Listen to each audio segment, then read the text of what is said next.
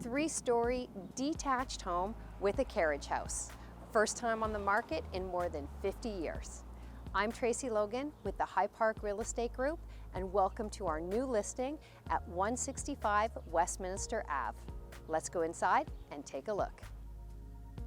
The main floor currently is made up of a formal living room, a formal dining room, a main floor family room, an eat-in kitchen.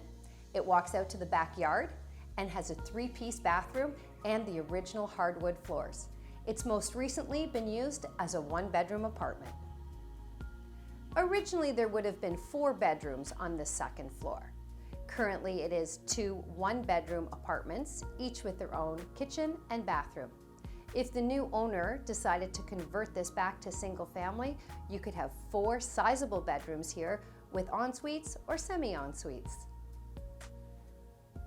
If converted back to single family, this 3rd floor would make a fabulous primary retreat. The basement is finished. It has a separate entrance and currently consists of a 1-bedroom apartment. What makes this property truly unique is the original carriage house.